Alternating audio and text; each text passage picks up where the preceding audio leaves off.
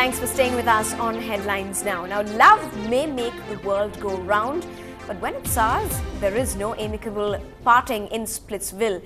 Because of one person's anger, you can lose anything from reputation, peace of mind and the bank balance. Thanks to social networking sites, taking revenge on your former partner or wife is easy and the trend is only growing, says our city's cyber cell cops. Although offenders can be jailed for anywhere between 3 to 7 years, there is no let-up in the emerging crime. Every third day, the cyber cell receives calls on such cases of virtual harassment. Close to 100 cases have been reported so far this year, and although some have been punished, many more get away with it. Our crime reporter Salim brings you the new avatar of the top social networking sites.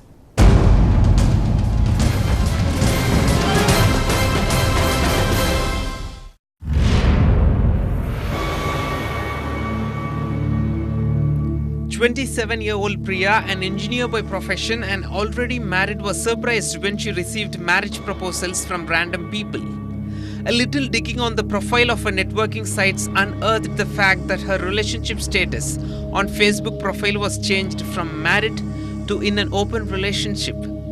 She lodged a complaint with the city cybercrime cell. They traced the IP address to a software company in Chennai. And shockingly, it was Priya's ex-husband Rahul and his female colleague who were behind such a smear campaign. See, this is a social menace. We have to see how strictly we have to deal with it, whether we should treat them like outright criminals or it's only a social kind of misbehavior which needs to be addressed in schools and colleges. At least 1 in 10 complaints handled by the Chennai cybercrime cell relates to such issues of harassment, defamation and invasion of privacy when using social networking sites like Facebook, MySpace, LinkedIn and others. Here are some possible crimes committed using social networking sites. The term cyber stalking refers to gathering information and misusing the same in order to harass. It may be false accusations, monitoring, making threats, identity theft and damage to data or equipment. When social networking sites are occasionally used to emotionally abuse individuals, it is known as trolling. Social networking sites can sell one's personal information to anyone who wants to buy it, including spammers and online predators. In some cases, one creates a profile for a real-life person in manner which can ruin the person's reputation by publishing offensive material. This is called cyberbullying. So what will you do if you have fallen prey? Sit and cry? Or seek ways to get hold of your life? Is send out personalized email from your other email accounts to all your friends who you think are in the immediate friend circle and let them know that your account has been compromised. Next, save all the photographs or the information that you received wrongly through your account that's been compromised. Save them up because you will need them as evidence. And finally, approach the cybercrime authorities, hand them the evidence and make a complaint.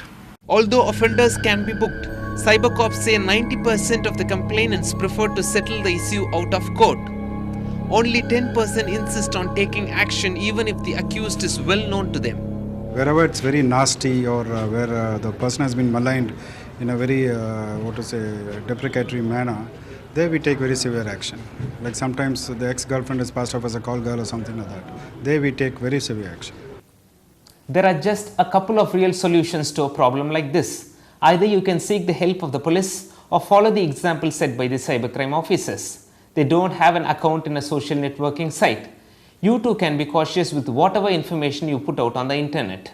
In Chennai, Salim for Ndtv-Hindu. So we clearly live in a time when the virtual and the real life merge at some platform, which is used perhaps to make a few fantasies come alive, or for some just a plain innocent request of friendship. But when the writing on the virtual wall has more detail than it needs, consider you have landed yourself into trouble. The scribbles may no longer be about sweet nothings, but a graffiti of rage and anger. Mr. Kiruba Shankar, CEO with the Business Blogging Private Limited, joins me on the show tonight. Also joining us is Dr. N. Sudhakar, Additional Deputy Commissioner with the Central Crime Branch, Chennai Police. Welcome to the show. Good evening. First off to you, sir, 7 reported cases in a month. Do you believe there are many more which just goes unreported, perhaps because of something called fear? Yeah, possible because there is always a kind of a hidden unreported range. Right. So this 7 itself is a substantial number of complaints per month. So as far as awareness, perhaps, to reach your department in cases like this, is that being done for youngsters, for many people? lot of awareness exercise is being done, as our commissioner has pointed out.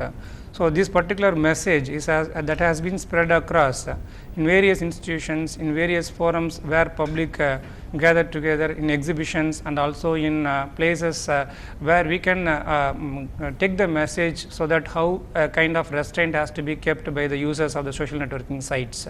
So that awareness message is being constantly carried out as part of policing work. Right. Mr. Kiruba, social networking today is, or these sites for that matter, is like an extended organ of a body, where every time you do something, it's reported. But do you believe the nature of this medium itself, does not allow enough evidence to come to the fore? Or when someone gets into trouble, it's quite a challenge to report it to the police or get something in terms of evidence, hard evidence. No, in terms of evidence, you definitely have. I mean, if someone posts a compromising photo of yourself or a video or tell wrong things about you, I mean, those are evidence written in black and white, and those are on sites. Yes. So that is not so much the problem.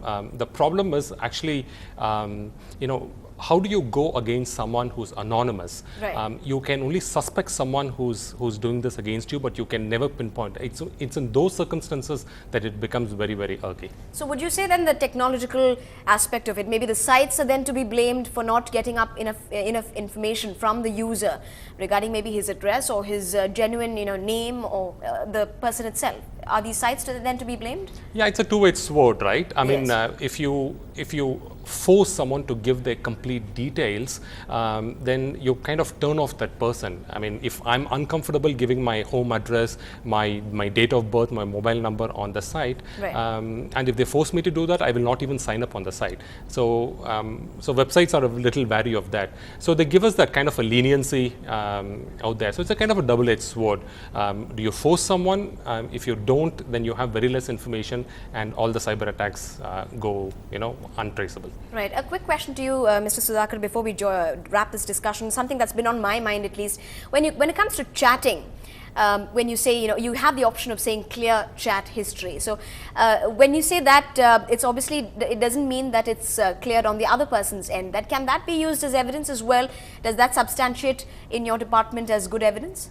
Yeah, this digital technology and the new communication systems have dramatically changed the way we live, and Yes. the kind of chats which had been part of one such communication system where the other person's identity is not known. Yes. So we tend to believe what the other person claims to be. Absolutely. So, and of course, when time matures, the strength of the relationship goes strong. Yes. In such a way that the trust builds up. And finally, the information sharing happens so spontaneously that it brings a vulnerability on the other end of the person who shares the information. We don't know whether it is true or false, and to what degree, what extent it is true. So in this, the evidence part, of course, we have to be conscious that this platform is provided by servers mostly located in a non-Indian territory, which Right. means that we are totally dependent on those systems for getting the required information, sometimes which we may not get. So Right. the So evidence basically part, look into some basic details as well as the server where it is coming from. These are the most important things that Yeah. maybe a user should look into, yeah, they right? have to support with that required information. And that's when the antenna should go Yeah. up. So clearly, this is one platform where love cannot afford to be blind, because you have to be on your guard when you're up in the virtual space. Certainly. Thanks very much indeed, Mr. Kiruba and Mr. Sudhakar, for joining us this night for the show. Thank you. Well, still ahead on the bulletin, gold and silver could now become a far reach as it surges to an ultimate high. Come back for more.